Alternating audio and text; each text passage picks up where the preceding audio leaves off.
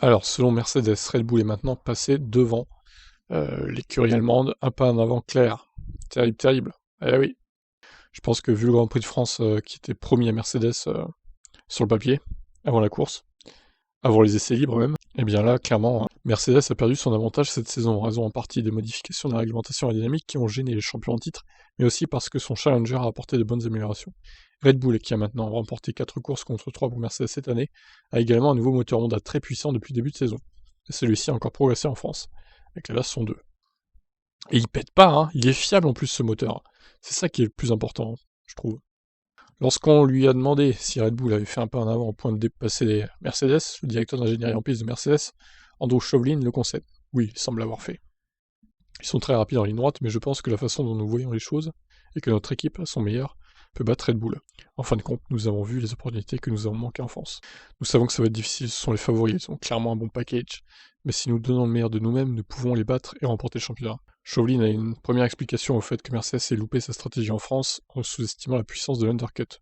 S'arrêter plus tôt pour changer de pneu et prendre assez d'avance pour passer devant. Il a imputé la défaite à l'ordinateur après avoir révélé que ses modèles de prédiction de stratégie en course avaient indiqué au mur des stands que Hamilton était à l'abri de l'undercut. Ah bah il va falloir remettre à jour vos ordis, hein, les gars, parce que c'est absolument faux. Nous pensions que lorsque nous avions un peu plus de 3 secondes sur max, nous étions à l'abri de l'undercut et ce n'était pas le cas. Mais même maintenant, nous ne comprenons pas pleinement pourquoi nos modèles nous disaient que nous aurions été bien. Donc clairement, il y a quelque chose que nous devons revoir avec notre ordinateur et comprendre pourquoi cela a été sous-estimé. Si nous avions fait rentrer Hamilton dans le tour après Bottas, je ne sais pas si Max nous aurait suivi. Mais si nous l'avions fait, je pense que cela nous aurait mis dans une meilleure position. Lorsqu'on lui a demandé de clarifier ce que le système de modélisation avait sous-estimé, Chauvelin répond: la puissance de l'undercut et la capacité de Max à nous repasser en étant si loin après son deuxième arrêt.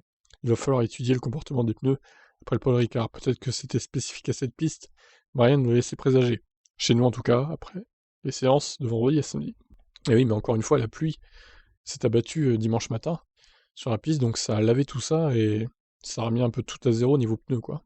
Niveau adhérence, etc. Donc voilà, encore une course de raté pour Mercedes, même si bon là ça va, ils font 2 et 4, c'est pas la mort, mais encore des points de perdus sur Red Bull qui fait 1 et 3, quoi. Donc la bataille s'annonce de plus en plus difficile pour le constructeur allemand. Même si évidemment on est qu'au tiers de la saison, donc il peut pas encore se passer beaucoup de choses, mais bon, pour l'instant c'est assez mal embarqué, je vous laisse réagir. Ciao.